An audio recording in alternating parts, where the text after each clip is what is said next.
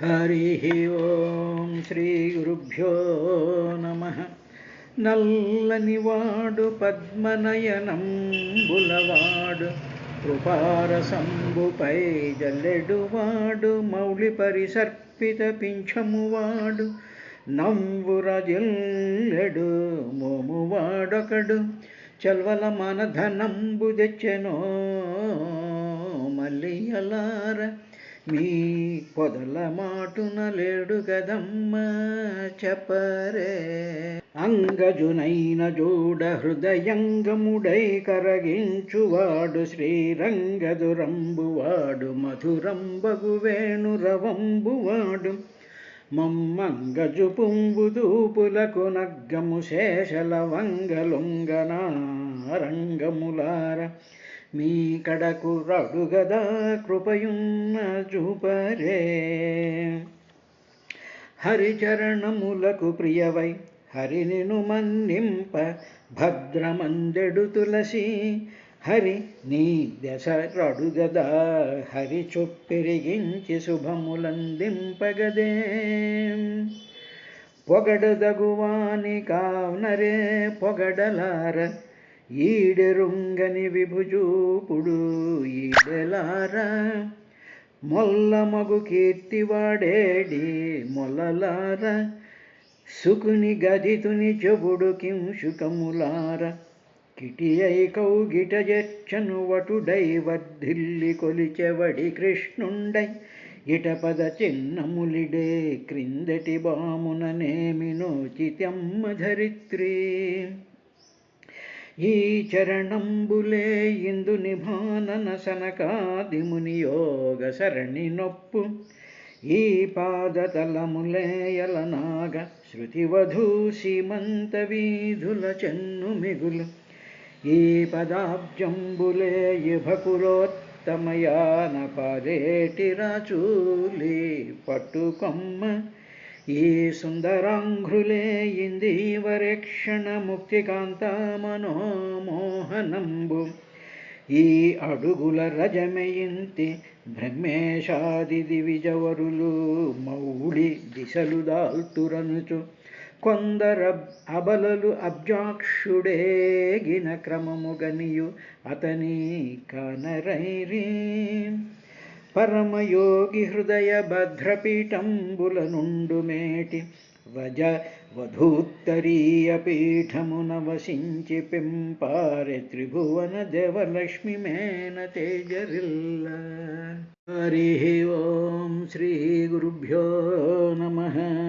అనఘాత్ములరా, అభిన్న ధర్మశీలురైన మీకు అందరకు ఆ సుమధ్యయన కన్య అభిన్న ధర్మశీలయు భవదర్పితాశయమునైన భార్యయగు మీరలు అప్రతిహత తేజస్కులై దివ్యవర్ష సహస్రంబులు భౌమ దివ్యభోగంబులు మదనుగ్రహులై అనుభవించెదరు. అంత నా యందలం భక్తి చేసి నిర్మలాంతఃకరణులై ఈ భోగంబులు నిరయప్రాయంబులుగా దలంచి మదీయ స్థానంబు నొందెదురని వెండియు ఇట్లని అని పోతన గారు నన్ను చెప్పినటువంటి విశేషాన్ని చెప్తూ, ఈ భోగాలు మీరు అనుభవిస్తూ ఉంటారయ్యా ఈ భూలోకంలోనూ పరలోకాల్లో కూడా.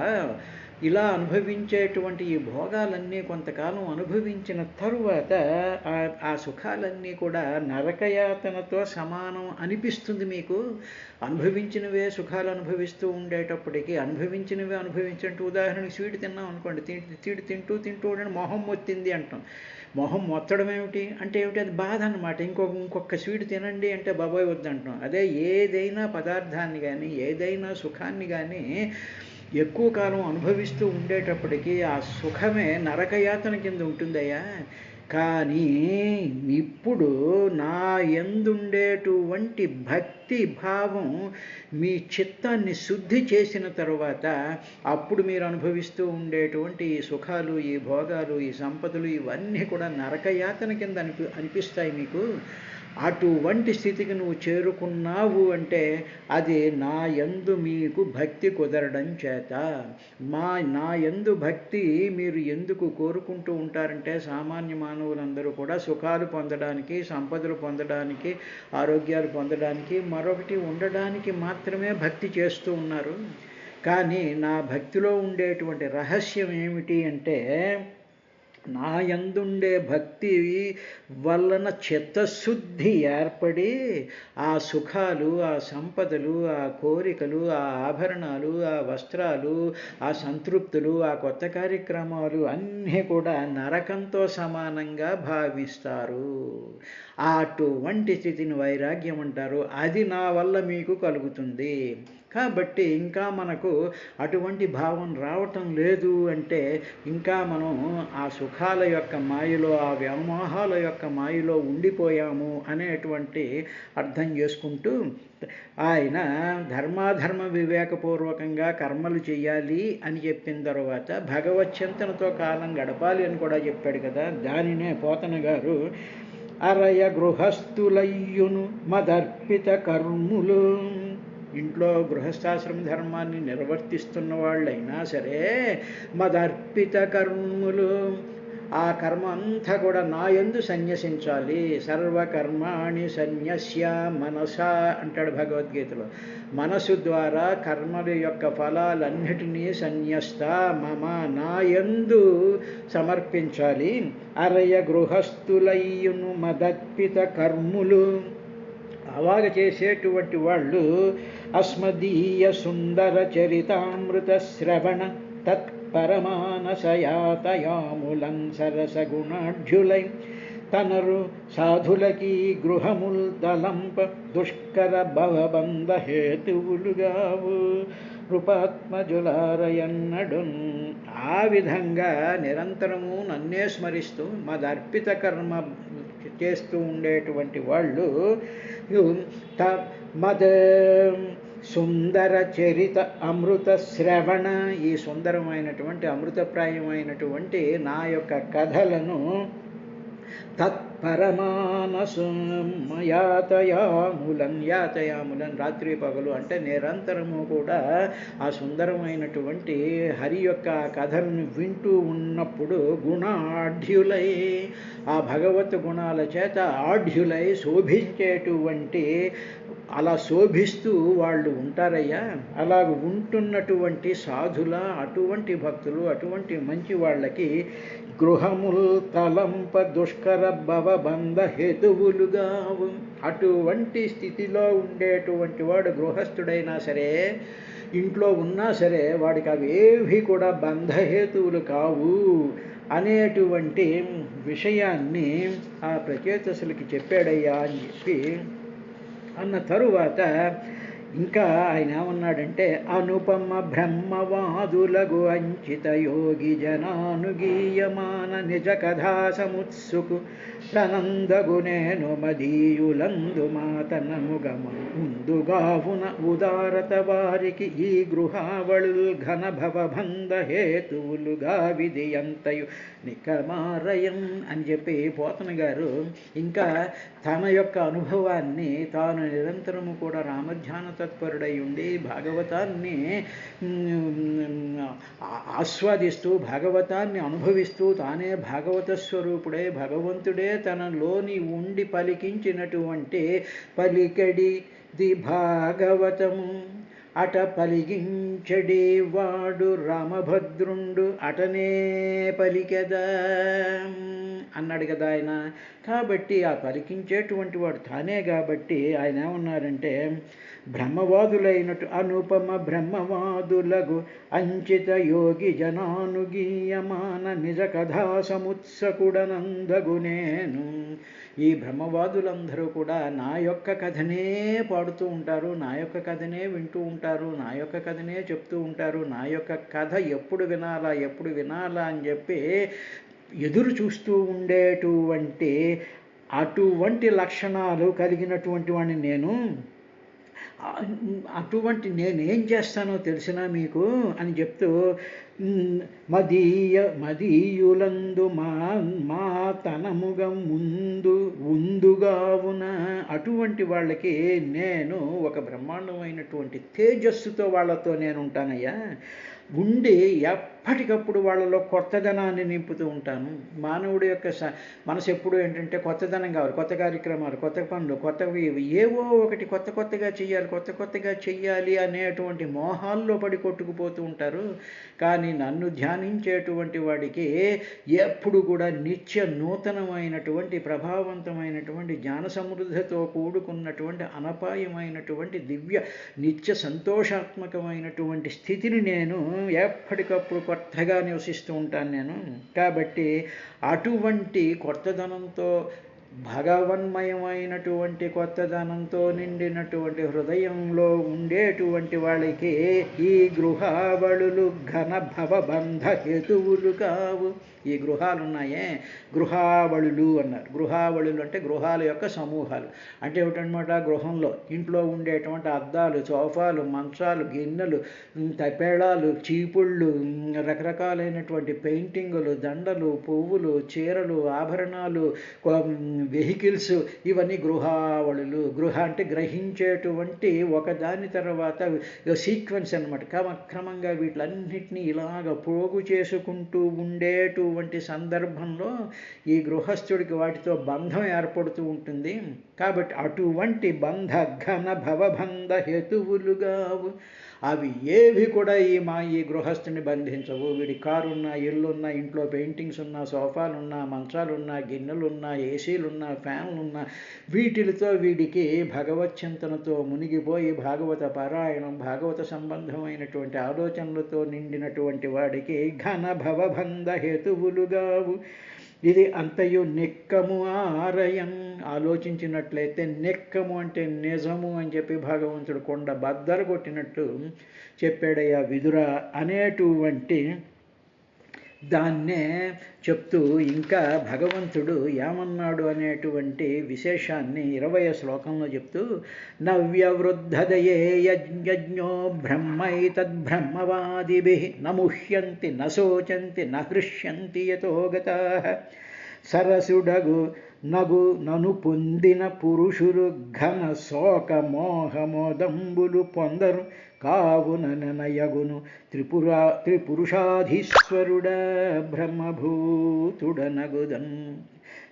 ఈ శ్లోకానికే పోతన గారు ఈ విధంగా అనువాదం చేశారు. అందులో ఏం చెప్పి యత్ దేని వల్ల అయితే, ఏ సాధన వల్ల అయితే, ఏ స్తోత్రం వల్ల అయితే, ఏ ధ్యానం వల్ల అయితే జ్ఞప్తిస్వరూపుడు జ్ఞానస్వరూపుడైనటువంటి నేను ఏం చేస్తానో తెలుసా, హృత్ నవ్యవత్, ఆ వ్యక్తి యొక్క హృదయంలో నవ్యవత్ కొత్తగా ఉంటాను. ప్రతిరోజు ప్రతి క్షణం కొత్తగా ఉంటాను. ఎందుకంటే ప్రతి మానవుడికి కొత్తదనం కావాలి, కొత్త బట్టలు కావాలి, కొత్త టీవీలు కావాలి, కొత్త సెల్ ఫోన్లు కావాలి, కొత్త కార్లు కావాలి, కొత్త మనుషులు కావాలి, కొత్త మాటలు కావాలి. కాబట్టి ఈ కొత్తలన్నీ వద్దు, ఈ కొత్తలన్నీ చెత్తలు. ఈ చెత్త కాదయ్యా, నేను హృత్ నవ్యవత్, మీ హృదయంలో నిత్య నూతనంగా ఉంటాను. ప్రతి క్షణం ప్రతి పల్స్ కూడా నేను కొత్తగానే కనిపిస్తూ ఉంటాను నీ హృదయంలో. అలా పొందుతుంటాను నేను. బ్రహ్మవాదిభిః, అలాగ నిత్య నూతనంగా వెలిగిపోతూ ఉండేటువంటి నన్ను నిత్య యవ్వన సర్వమంగళ, అమ్మవారు నిత్య యవ్వన, నిత్యము యవ్వనంగా మెలమెల మెరిసిపోయేటువంటిది ఆ అమ్మవారి స్వరూపాన్నే బ్రహ్మవ్యాధిభిః. బ్రహ్మవ్యాధులు ఏమంటారంటే ఏతత్, ఈ నిత్య నూతనత్వాన్ని బ్రహ్మయతః, దానినే వాళ్ళు బ్రహ్మము అంటారయ్యా. అలా అంటూ దానిని నిష్ఠాగతాః, ఆ బ్రహ్మతత్వంలోకి వాళ్ళు వెళ్ళిపోతూ ఉంటారు. అలా వెళ్ళినందువల్ల వాళ్ళకి నముహ్యంతి, వాళ్ళు దేనికి మోహం చెందరు. కొత్త కారు వచ్చిందండి అంటే ఏమిటి, కారు 4 చక్రాలు ఉన్నాయి, అది పరిగెడుతూ ఉంటుంది. పాత కారు అయినా అది పరిగెడుతూ ఉంటుంది, సైకిల్ అయినా నడుస్తూ ఉంటుంది. ఎందుకు ఈ వెహికల్స్ మీద నీకు ఎలా న్యూసెన్స్? కొత్త ఇల్లు వచ్చింది, దానికి కొత్త ఇంట్లో ఏముంటాయి, అవే గోడలు ఉంటాయి, అవే కిటికీలు ఉంటాయి, అవే సామాన్లు పెట్టుకునేటువంటి బీరువాలు ఉంటాయి, అవే ఇవి ఉంటాయి. ఏమిటి దాంట్లో కొత్తదనం? అంటే నీ మైండ్లో నీకు ఏదో కొత్తదనం ఉంది కాబట్టి అటువంటి మోహాన్ని నముహ్యంతి, పొందరు.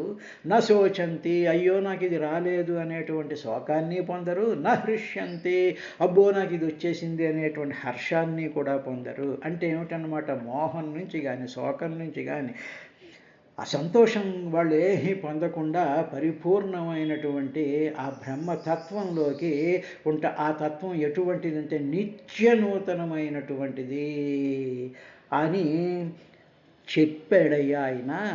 చెప్పినటువంటి ఆ నిత్య నూతనత్వం ఎక్కడుంది అంటే భగవచ్చింతన వల్ల కలుగుతుంది. అది నవ్యవృద్ధదయే యజ్ఞం. ఆది నిరంతరము కొత్తగా ఉంటుంది. భగవంతుడి యొక్క కథ, భగవంతుడి యొక్క పద్యం, భగవంతుడి యొక్క భావన, భగవంతుడి యొక్క స్మృతి, భగవంతుడి యొక్క ఆ శ్రీహరి యొక్క రూపము నిత్య నూతనంగా అలా వెలిగిపోతూ ఉంటుంది. అందుకనే చూడండి, అందరూ తిరుపతి చూసిన వాళ్ళే ఎందుకు పరిగెడుతూ ఉంటారు? కారణం ఏమిటంటే అది నిత్య నూతనమైనటువంటి పరమాత్మ వైకుంఠధాముడి యొక్క మహత్తరమైనటువంటి సాకార రూప స్వరూపమే నిత్య నూతనంగా. ఒకసారి చూసిన వాడికి మళ్ళీ మన్నాడు వీళ్ళు చూసినప్పుడు ఆ విధంగా ఉండడు, వేరే కొత్తగా కనిపిస్తూ ఉంటాడు.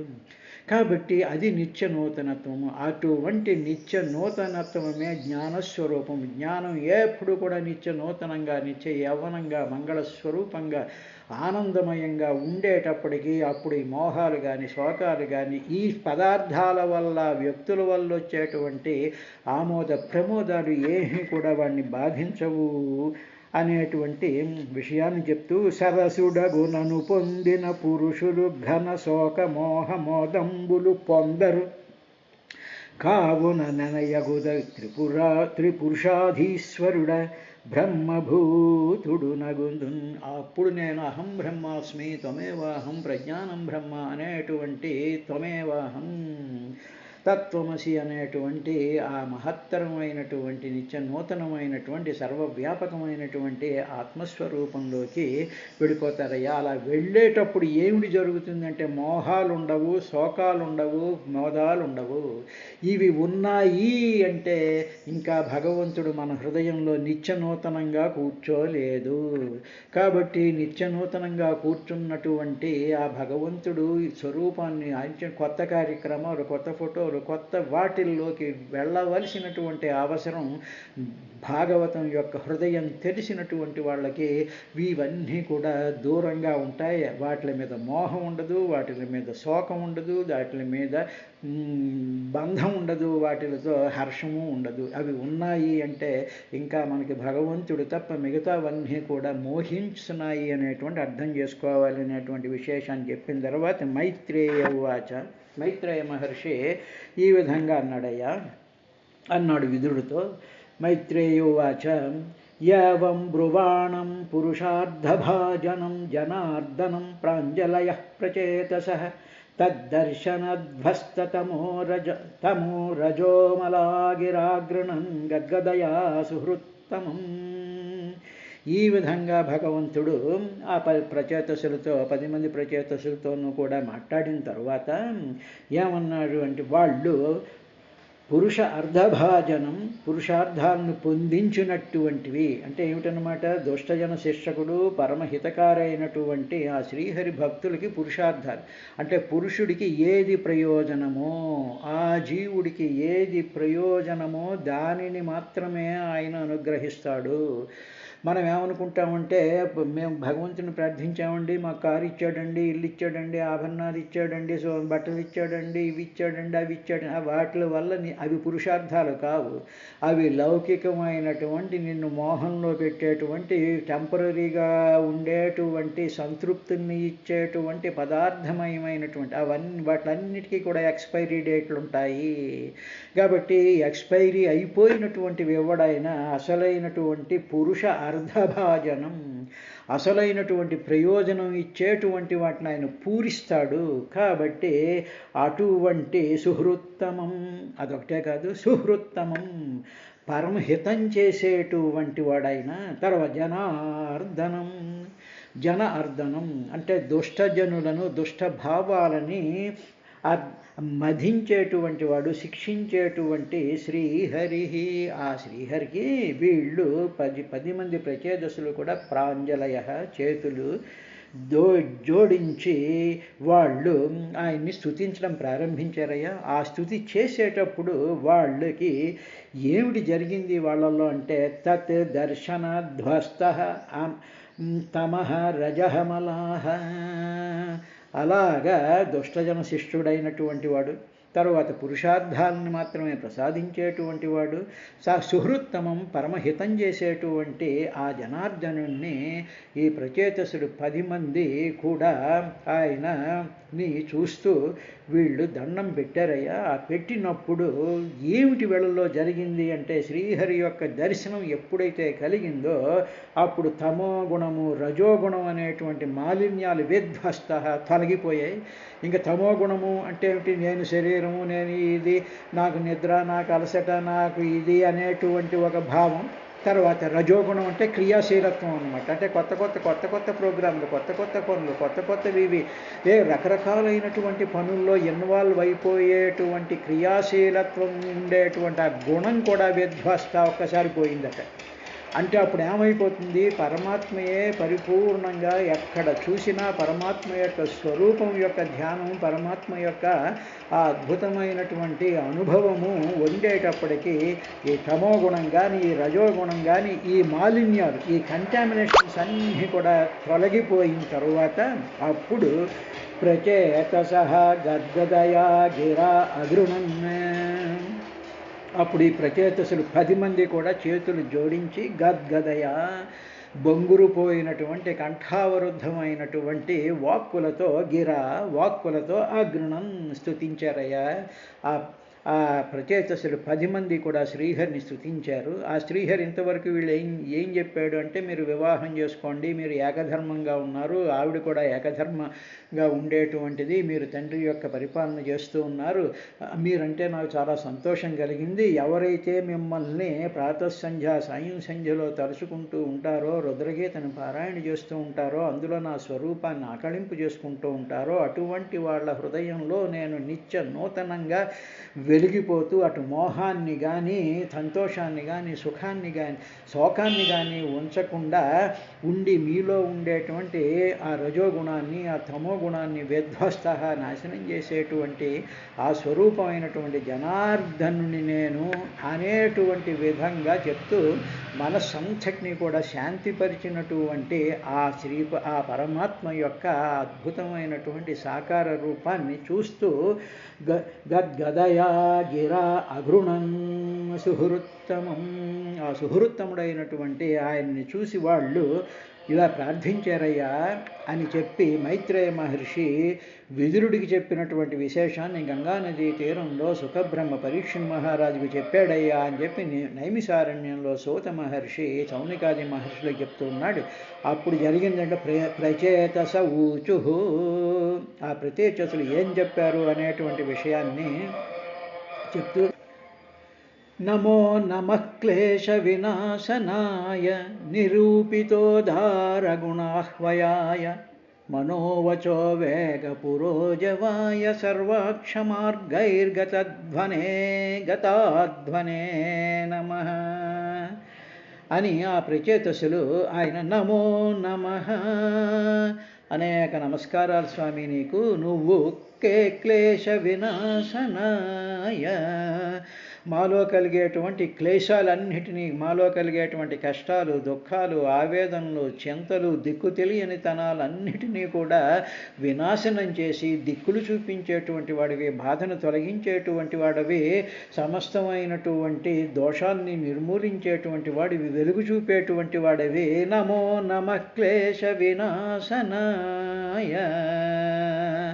తర్వాత నిన్ను నిరూపితో ఉదార గుణాహ్వయాయ, శాస్త్రాలన్నీ కూడా నీ గుణాలని చూపిస్తూ ఉన్నాయా, నీ ఉదారమైనటువంటి గుణాలని చూపిస్తూ ఉన్నాయి. ఆ గుణాలన్నీ కూడా క్లేశ వినాశనాయ, భక్తుల యొక్క క్లేశాలన్నిటినీ కూడా నిర్మూలించేటువంటి గుణాలు కలిగినటువంటి వాడు నువ్వు అని చెప్పి నిరూపిత ఉదార గుణాహ్వయాయ, అవన్నీ కూడా శాస్త్రాలు అవే చెప్తూ ఉన్నాయా.